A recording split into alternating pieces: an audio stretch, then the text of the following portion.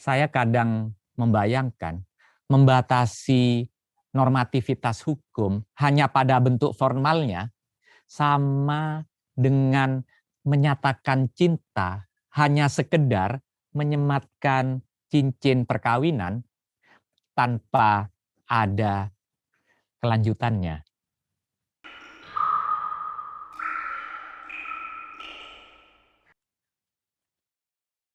Para sarjana hukum sering mengklaim bahwa ilmu hukum bersifat sui generis. Apa sui generis itu?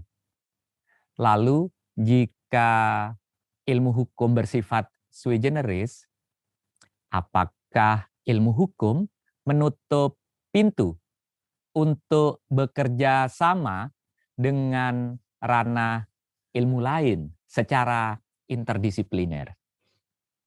Nah, apabila kita membaca beberapa literatur, misalnya yang ditulis oleh Prof. Philippus M. Hajon dan Prof. Peter Mahmud Marazuki, ilmu hukum disebut sui generis, artinya tidak ada bentuk ilmu lain yang dapat dibandingkan dengan ilmu hukum. Prof. Hajon meletakkan ilmu hukum sebagai sui generis karena ilmu hukum memiliki karakter normatif ilmu hukum. Terminologi ilmu hukum, jenis ilmu hukum, dan lapisan ilmu hukum yang tidak dimiliki oleh ilmu-ilmu lain. Untuk memahami apakah ilmu hukum itu bersifat sui generis yang disebut berkarakter normatif, maka kita membedah dulu apa yang disebut normatif itu. Pertama, normatif mengarahkan bagaimana seharusnya orang berperilaku. Perilaku manusia tentu tidak deterministik. Karena itu memungkinkan terjadinya pelanggaran atas apa yang kita sebut sebagai norma. Itulah mengapa dalam kosakata hukum ditemukan istilah perbuatan melanggar hukum dan perbuatan melawan hukum. Contoh misalnya, larangan orang untuk berkumpul di masa pandemi atau norma yang mewajibkan kita untuk menggunakan masker. Apakah pasti semua orang akan mematuhi perintah norma hukum? Nah, tentu ada sebagian orang yang mematuhi norma dan sebagian yang lain mungkin melanggarnya. Itulah mengapa norma hukum biasanya, tidak semua, biasanya mengandung atau mengatur tentang sanksi agar norma hukum dipatuhi. Berbeda dengan hukum alam atau ilmu-ilmu alam. Misalnya, kalau gelas ini misalnya saya lepaskan, kira-kira ia akan jatuh kemana? Tentu ia akan jatuh ke bawah. Kalau misalnya gelas ini bisa ngomong, saya sebenarnya ingin jatuh ke atas. Kalau saya jatuh ke bawah, saya akan rusak. Tapi apalah daya, saya hanya benda.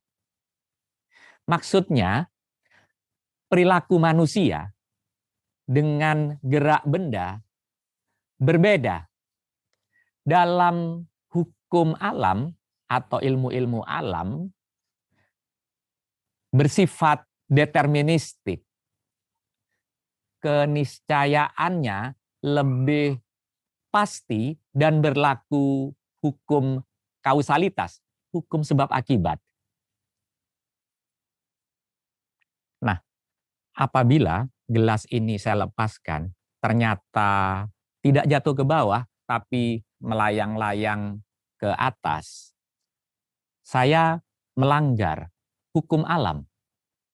Saya tidak dikenakan sanksi, sebagaimana kalau saya melanggar norma hukum. Saya justru diapresiasi karena mampu melanggar hukum alam, dan teman-teman mengapresiasi saya sebagai seorang pesulap.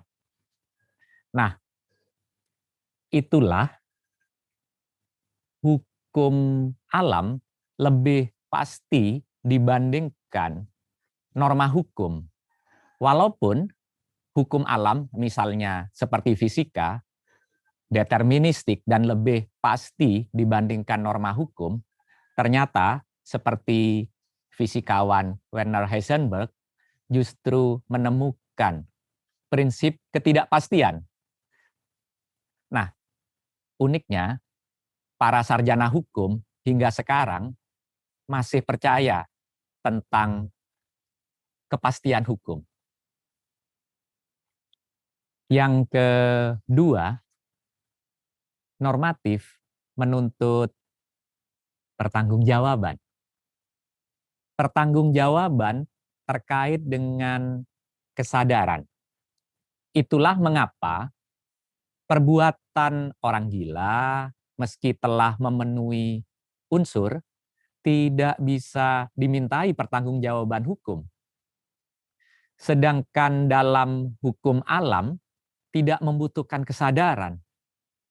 Misalnya usia kita bertambah tua, sadar atau tidak disadari, rambut saya semakin memutih. Nah, yang ketiga, apa yang disebut normatif tidak lahir dari ruang hampa. Ia lahir dari rahim masyarakat dan akhirnya berlaku di masyarakat. Jadi alasan keberadaan norma bukan norma itu sendiri, melainkan karena ada masyarakat. Jadi tidak mungkin memisahkan apa yang disebut normatif dengan masyarakat. Nah, keempat, hukum berkarakter normatif karena sifatnya yang mewajibkan. Normatif bersifat mewajibkan karena nilai yang terkandung di dalamnya. Nah, di sini terjadi perdebatan. Bagi kalangan legal positivism, hukum positif yang jahat sekalipun tetap sah secara yuridis karena telah dibuat oleh penguasa yang sah. Jadi,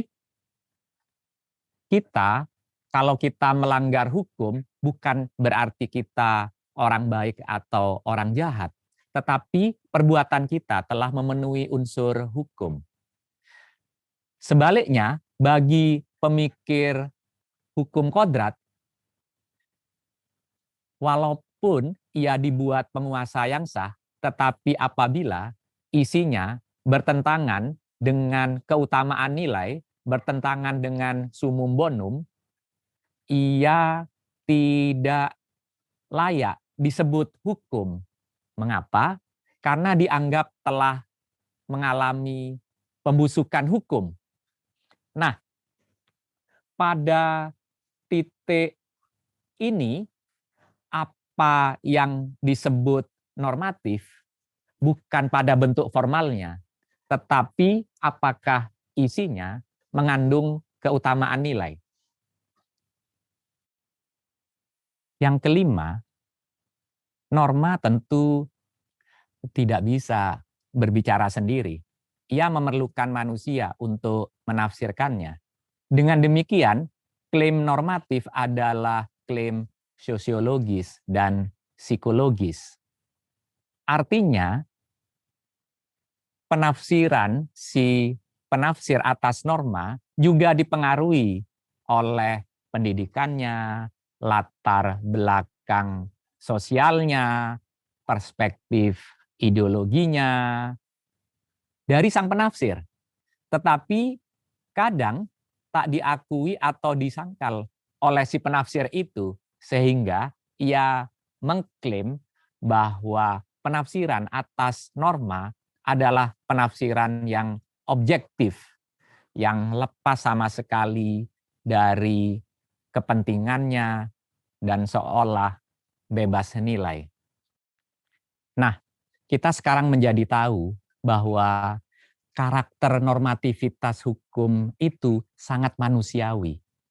Sehingga mereduksi hukum hanya membatasi pada peraturan dan putusan hakim menjadikan hukum itu kering kerontang.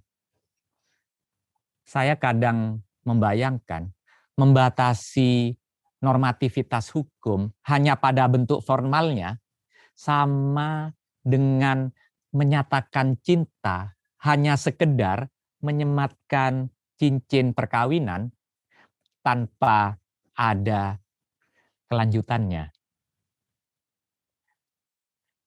Klaim para sarjana hukum bahwa ilmu hukum bersifat sui generis sebetulnya lebih pada klaim ontologis ketimbang sebuah argumentasi epistemologis.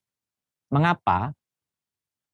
Karena ilmu hukum tentu tidak lahir dari ruang hampa, seharusnya dijelaskan bagaimana historisitas diskursif, bagaimana asal-usul ilmu hukum, hingga bagaimana perpisahan ilmu hukum dengan ilmu-ilmu lain.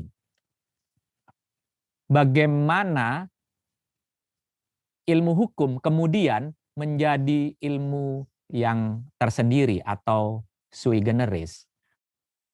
Nah, namun bila hanya mengatakan ilmu hukum itu berbeda dengan ilmu lain, sama halnya dengan mengatakan bahwa warna abu-abu dinamakan demikian karena dia berbeda dengan hitam atau putih. Padahal bisa saja abu-abu merupakan kombinasi antara hitam dan putih.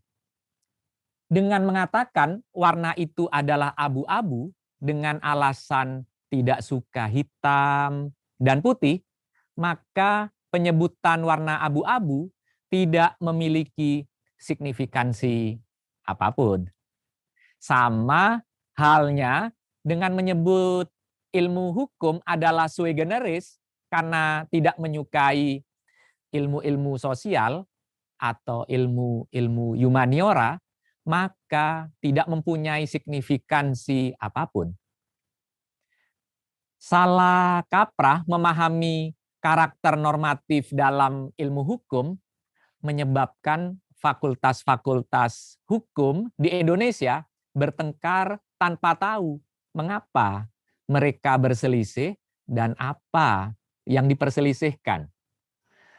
Lebih naif lagi jika sikap cenderung esoterik, menutup diri, tidak membuka untuk bekerja sama dengan ilmu-ilmu lain, sehingga menyebabkan ilmu hukum menjadi kerdil dan tidak mampu merespon perkembangan di masyarakat.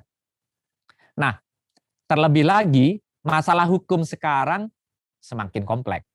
Tentu tidak mungkin ilmu hukum menutup diri dan tidak bekerja sama secara interdisipliner dengan ranah ilmu lain. Terima kasih.